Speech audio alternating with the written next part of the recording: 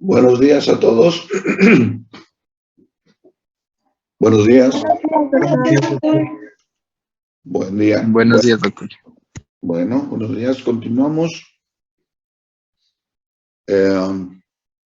con la exploración física.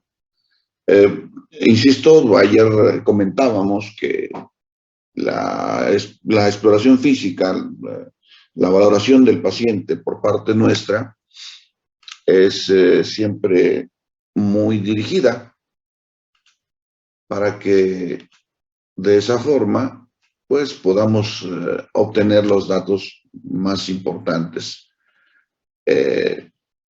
para realizar el diagnóstico y establecer el tratamiento más adecuado. Entonces, nuestro enfoque principal es sobre el aparato musculoesquelético. Obviamente, si en el interrogatorio tenemos datos de algún síndrome pleuropulmonar, alguna manifestación cardiovascular, cutánea, etcétera, pues también nos vamos a dirigir a esos órganos en particular. Pero básicamente las manifestaciones articulares son lo que predomina en la gran mayoría de las enfermedades reumáticas, enfermedades del tejido conectivo, reumatismos extraarticulares, enfermedades no inflamatorias como la fibromialgia, como la osteoartrosis. Todas estas tienen manifestaciones de tipo musculoesquelético y ahí nos concentramos bastante. Lo que se refiere a los huesos en particular, es un poco difícil de valorar. Es mucho más fácil la valoración de las articulaciones, pero en lo que se refiere a los huesos, podemos concretar puntos principales como la inspección, la palpación, y esto básicamente lo hacemos alrededor de las articulaciones, principalmente, excepto en regiones donde los huesos son bastante superficiales, como el borde antero interno de la pierna y la tibia, o bien el tercio distal del antebrazo. Donde podemos acceder relativamente a una palpación casi directa de la superficie ósea, solamente con la piel y algo de tejido graso subcutáneo. En cuanto a la inspección, pues lo que nos interesaría valorar son los cambios en la forma, el volumen. Enfermedades como la osteoartrosis provocan, por ejemplo, hipertrofia del hueso articular, particularmente en las rodillas. Esto lo vemos mucho con los cóndilos femorales. Por ejemplo, en zonas como los codos, los epicóndilos, particularmente el epicóndilo lateral, cuando es afectado por una epicondilitis, pues un tipo de entesitis, tiende a haber cierto aumento de volumen en la zona de inserción de los músculos, de los tendones, de los músculos pronosupinadores, supinadores del antebrazo. Deformaciones o deformidades de los huesos. Por ejemplo, una tibia vara puede ser predisponente para desarrollar aumento de la presión intraarticular en el compartimiento medial de la rodilla y esto a su vez puede acelerar la aparición de trastornos como la osteoartrosis. Esto igual con las angulaciones. Bueno, la palpación, encontrar zonas sensibles, masas, aumentos de volumen, insisto, como por ejemplo los cóndilos femorales, los epicóndilos, articulaciones relativamente superficiales como las esternoclaviculares, zonas de entesis, como las apófisis espinosas, como las crestas ciliacas, las espinas ciliacas, los maleolos en los tobillos, etcétera, etcétera. A nivel articular es donde nos interesa más poner énfasis. La inspección nos va a dar idea de la posición de la articulación, la relación que guardan los huesos que forman la articulación, si hay alguna angulación, por ejemplo, una angulación en la rodilla, una rodilla en varo, una rodilla en valgo, puede indicar daño de cartílago articular y de hueso subcondral. El volumen, el aumento de volumen de una articulación puede explicarse principalmente por la hipertrofia del tejido sinovial, de la membrana sinovial, o bien por el aumento en la cantidad de líquido sinovial dentro de la articulación, dentro de la cápsula articular, lo que comúnmente se le conoce como derrame articular, que ya lo hemos mencionado. El estado de la superficie, el eritema, por ejemplo, es uno de los signos cardinales de la inflamación. Esto nos va a traducir la presencia de un proceso inflamatorio. Hay que considerar que un proceso de inflamación articular agudo sería la situación más propicia o más adecuada para explicarnos un eritema articular muy notable. Generalmente la inflamación crónica de las articulaciones no nos produce eritema, nos produce una coloración oscura de la piel, una coloración parda, café, que obviamente es muy diferente al eritema.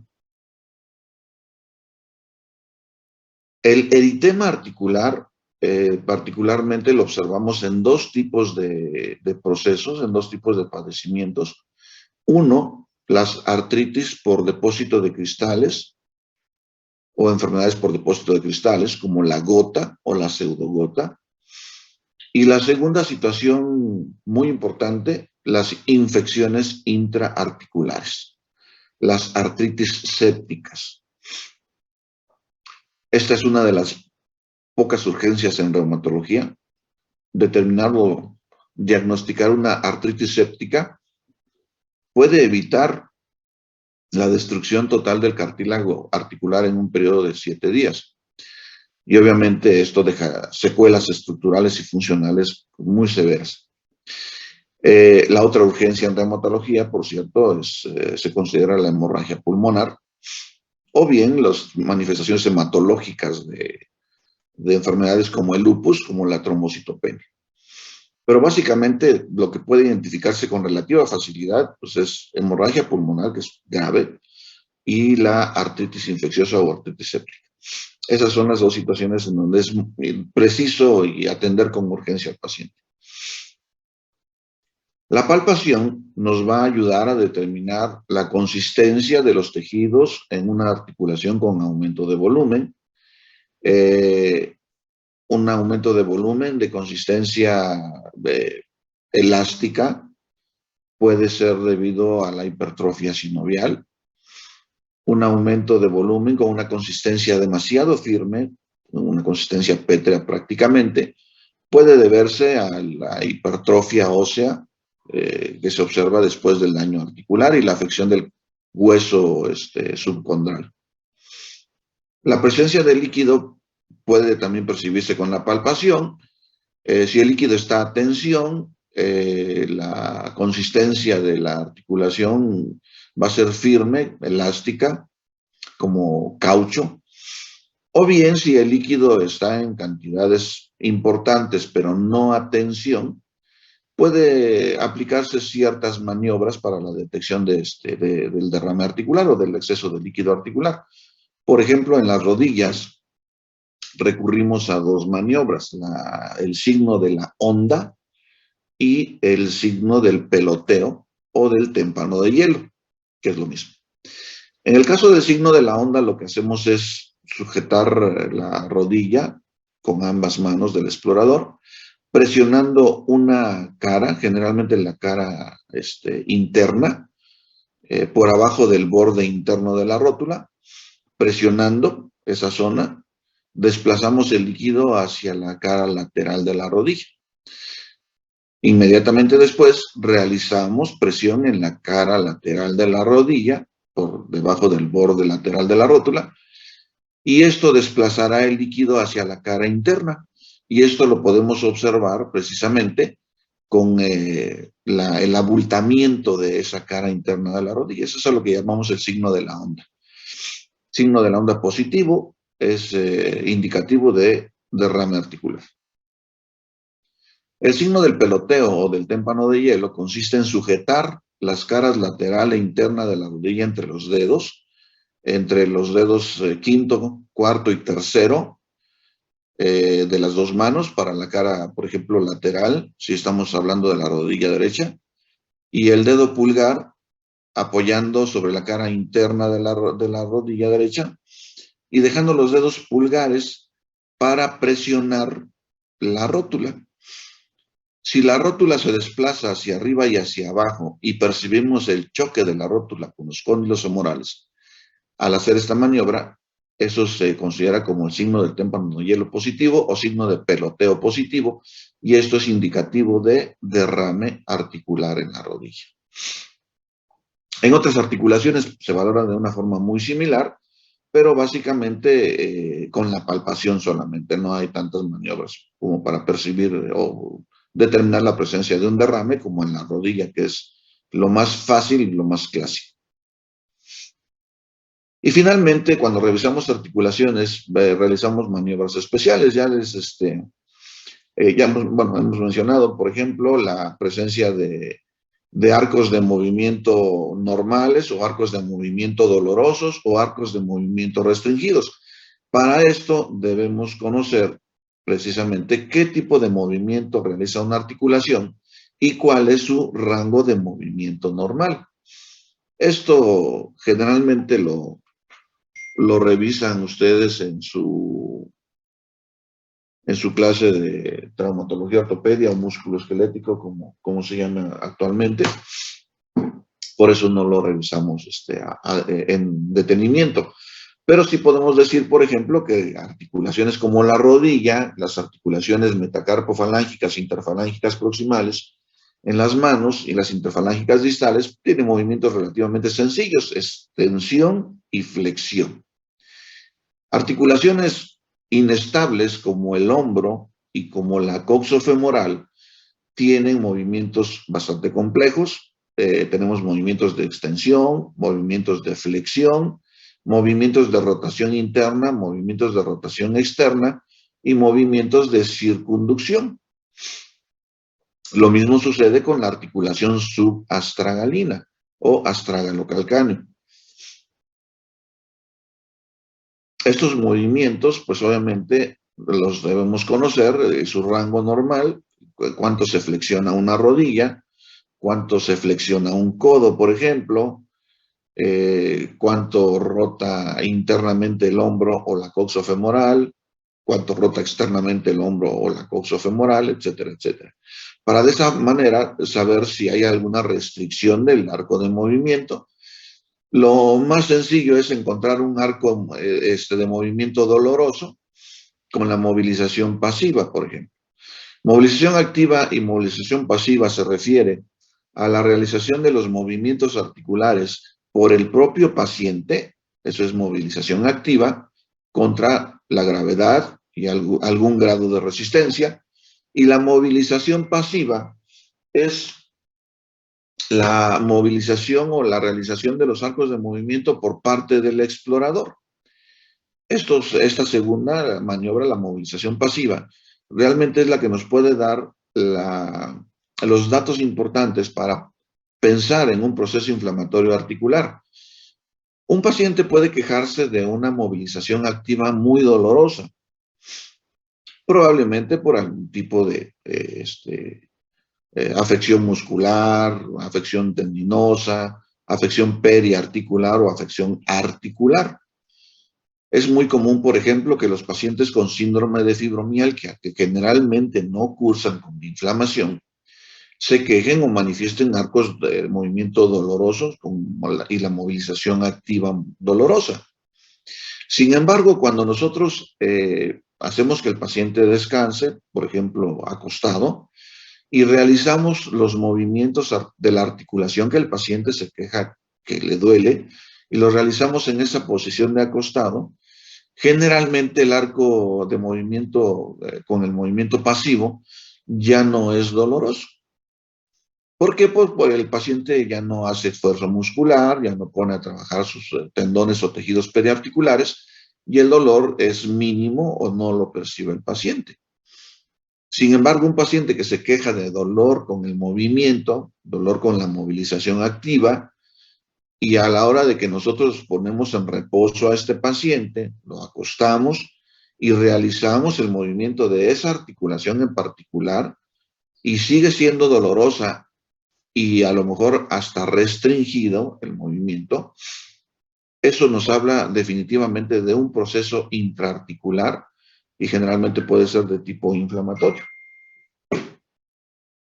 Eso es bastante útil, insisto, para distinguir entre la inflamación articular o un dolor articular de origen no inflamatorio.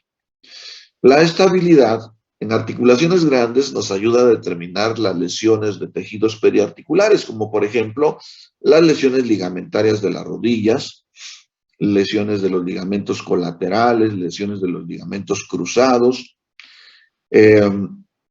lesiones meniscales, en la articulación coxofemoral, la misma situación, en la articulación del hombro, la misma situación, y la estabilidad puede requerir maniobras especiales. Estas maniobras las vamos a ir describiendo conforme hablemos de patologías particulares, como por ejemplo la estabilidad de la rodilla en el caso de la osteoartrosis, en el caso de las lesiones de meniscos, las maniobras de exploración de los ligamentos cruzados, por ejemplo, el signo del cajón anterior y el signo del cajón posterior, nos hablan de la estabilidad de los ligamentos cruzados.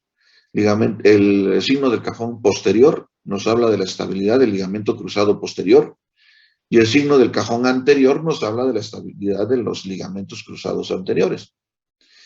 El signo del bostezo en la rodilla, bostezo medial o bostezo lateral, nos habla de la estabilidad y la integridad de los ligamentos colaterales, colateral medial y colateral lateral. Y otras maniobras que, insisto, las describiremos cuando hablemos de patologías en particular. Finalmente, la crepitación es un fenómeno que puede ser incluso audible a distancia. El paciente cuando sube escaleras, baja escaleras, cuando se sienta en cuclillas, cuando se hinca, percibe un tronido dentro de sus articulaciones. En este caso, los movimientos que mencioné particularmente son de la rodilla. Nosotros podemos explorar la crepitación. Colocamos al paciente en posición sentado, por ejemplo, con la rodilla en un ángulo de 90 grados, y realizamos movimientos de extensión y flexión en la rodilla, sujetando el tobillo con una mano y colocando la otra mano sobre la rodilla. Cuando hay el movimiento entre las superficies articulares de la rótula y los cóndilos femorales en la flexión y extensión de la rodilla, si existe daño del cartílago, eso se va a percibir como un tronido durante el arco de movimiento de la rodilla. Insisto, muchas veces el daño ya es muy severo y el paciente al hincarse o al sentarse en el suelo e incorporarse o en el momento que se está sentando percibe ese mismo fenómeno, la crepitación. Y esto, insisto nuevamente, vuelvo a insistirlo, nos habla de un daño de la superficie del cartílago y muy probablemente incluso también un daño del hueso subcondral. Estos son los datos que nos interesan ver, por ejemplo, en el caso de la inspección, en la presencia de eritema. Bueno, de hecho aquí vemos los signos cardinales de la inflamación y si integramos palpación, inspección, podemos percibirlos todos: el aumento de volumen, el eritema, por la palpación el aumento en la temperatura, el dolor con la digitopresión, y como maniobra especial realizamos el movimiento de la articulación metacarpofalángica y percibimos un rango de movimiento doloroso o arco de movimiento doloroso y probablemente limitación del arco de movimiento. Entonces, todo esto son los signos cardinales de la inflamación, la famosa tríada de Virchow: eritema, aumento de volumen, dolor, limitación funcional. Recordemos, insisto, que la inflamación articular crónica no se manifiesta como eritema. Se manifiesta con una coloración oscura sobre las articulaciones, una coloración café, color pardo, que se va desarrollando con el paso del tiempo. Este eritema articular es muy propio de un proceso inflamatorio muy agudo que podría ser consecuencia de dos cosas principales que serían a descartar por las consecuencias: una artritis por cristales o una artritis infecciosa o artritis séptica. Obviamente todas las enfermedades articulares crónicas pueden presentar cuadros agudos, y en este caso esto podría ser simplemente la actividad inflamatoria de la propia enfermedad. Por ejemplo, un paciente con artritis reumatoide ya tiene un grado de inflamación crónica en estas articulaciones y repentinamente, por algún traumatismo, por algún exceso de movimiento, algún movimiento brusco o la realización de actividad física, pues se puede precipitar una inflamación aguda agregada a la inflamación crónica.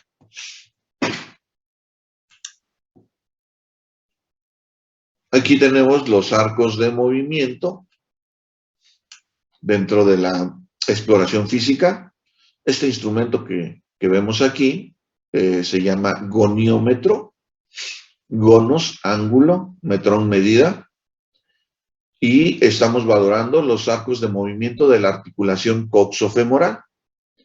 Aquí en el panel de central, el paciente está en decúbito dorsal, flexionando la articulación coxofemoral, y colocamos nuestras ramas del goniómetro alineadas con el tronco, con la columna, y la otra rama alineada con el fémur. Y vamos a hacer la lectura del ángulo en el transportador que tiene aquí el goniómetro, que están marcados los ángulos, los grados de ángulo. Obviamente, insisto, debemos saber cuánto puede flexionarse la coxofemoral, cuánto puede extenderse. En el panel del lado del extremo derecho estamos viendo el movimiento de abducción. Abducción consiste en llevar el pie lejos de la línea media. La aducción sería al contrario, llevar el pie hacia la línea media y hacia el lado contrario. Esto lo vamos a medir precisamente con el goniómetro para saber cuántos grados de abducción y de aducción tiene la articulación coxofemoral. Dejé al último el panel del extremo izquierdo porque este es uno de los movimientos que puede costar un poco de trabajo valorar. Aquí estamos valorando, insisto, aunque la exploradora en este caso tiene su herramienta en la rodilla, pero en realidad estamos valorando los movimientos de rotación de la articulación coxofemoral. El paciente está en posición sedente, con la articulación coxofemoral y la rodilla flexionadas a 90 grados. Los pies caen libremente. La posición de la pierna, de la rodilla hacia el pie, en esta posición, con el efecto de la gravedad, pues va a dar una posición recta, ¿cómo se llama? Una dirección vertical de toda la tibia. Eso va a ser el punto de partida, la primera rama del goniómetro. Si hacemos lo que está haciendo la exploradora, llevar el pie en esta posición, cadera y rodilla flexionada a 90 grados en posición sedente, si llevamos el pie hacia la línea lateral, la cabeza del fémur está rotando hacia adentro. En posición sedente con cadera y rodilla flexionadas a 90 grados, llevar el pie hacia la línea lateral hace que la cabeza del fémur rote hacia adentro, y eso se llama rotación interna. Si hacemos el movimiento contrario, llevamos el pie hacia la línea media y más allá, hacia el lado contrario, la cabeza del fémur rotará hacia afuera. Y en este caso, llevar el pie hacia la línea media y al lado contrario será el movimiento de rotación externa de la articulación coxofemoral. La rodilla no va a rotar nunca, solamente flexiona y extiende. Bueno, entonces la segunda rama seguirá el movimiento de la pierna, y esto nos dará el ángulo de rotación interna, como señalo con el puntero, o el ángulo de rotación externa. La rotación interna restringida puede ser un marcador sensible de limitación de movilidad de la articulación coxofemoral. En un individuo mayor de 60 años puede ser un indicador sensible de un proceso de osteoartrosis. En un individuo joven podría ser un indicador sensible de inflamación intraarticular, inflamación articular, probablemente un derrame intraarticular que limita el movimiento de la articulación coxofemoral.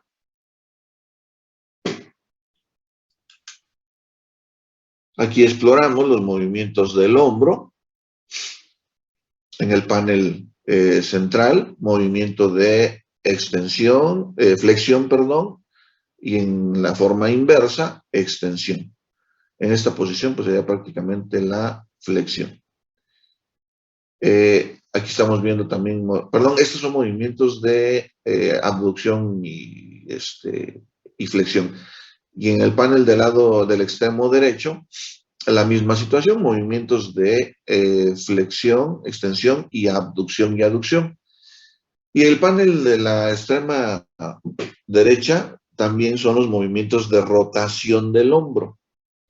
Igual, la misma situación, el hombro en abducción a 90 grados y el codo también en flexión a 90 grados.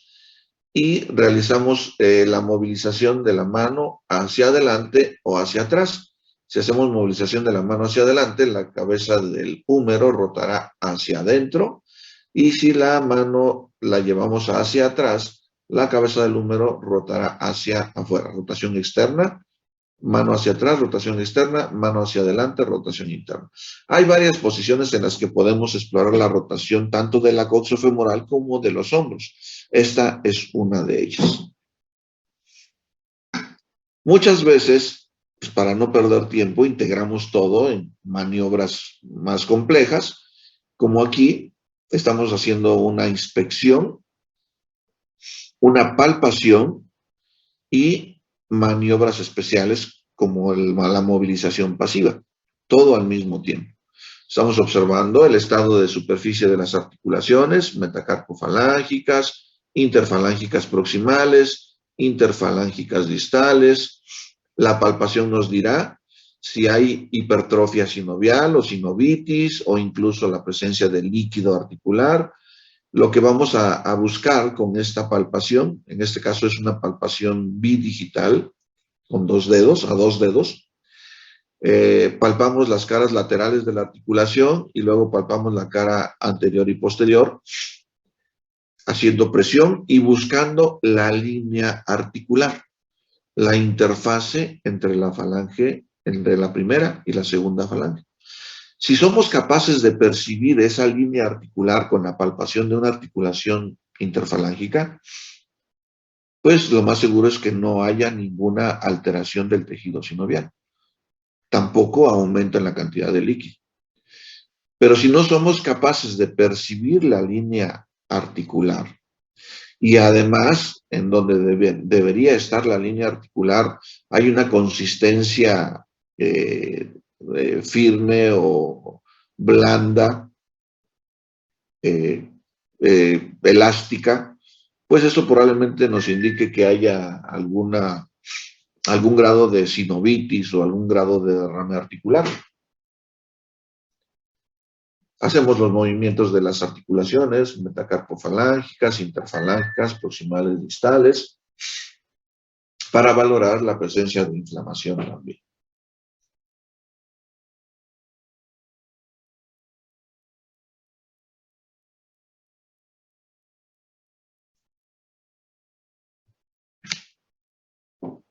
Algo que puede ser muy importante es la valoración de algunas cosas que pueden ser un poco subjetivas. Obviamente podrían hacerse objetivas, por ejemplo, tratando de medir la fuerza con algún tipo de instrumento de resorte y un aditamento que nos dé la fuerza muscular en kilogramos por centímetro cuadrado, etcétera, etcétera, o algo más complejo. Pero puede ser bastante descriptivo solamente, o sea, semi-cuantitativo. como por ejemplo lo que estamos viendo en este momento, que se le llama escala tipo Likert. Likert con L y latina, K de kilo, E y R. Likert, escalas tipo Likert. En este caso, lo que se valora es la fuerza muscular. Y calificamos la fuerza muscular en 6 grados, desde el 0 hasta el 5. El grado 5 es una movilidad completa contra la gravedad y una resistencia enérgica. Por ejemplo, hagamos que el paciente flexione el codo, sujetamos la muñeca para oponer resistencia y le pedimos al paciente que flexione el codo. Y de esta manera podemos valorar el grado de movilidad. Si ofrecemos una resistencia enérgica y el paciente logra flexionar su codo, bueno, fuerza muscular o movilidad completa. En la fuerza muscular grado 4 sería una movilidad completa contra la gravedad y una resistencia muy ligera. Por ejemplo, el mismo movimiento, pero en lugar de sujetarle la muñeca al paciente, le colocamos un dedo o 2 dedos en la cara ventral de la muñeca y que realice el movimiento de flexión contra la resistencia de 2 de nuestros dedos o de 1 de nuestros dedos. Es una resistencia relativamente ligera. Si lo puede realizar, pues hay fuerza muscular grado 4. Si tenemos fuerza muscular grado 3, podemos ver una movilidad completa contra la gravedad solamente, pero no contra una resistencia, ni siquiera ligera. La fuerza muscular grado 2 sería una movilidad completa solo si se elimina la gravedad.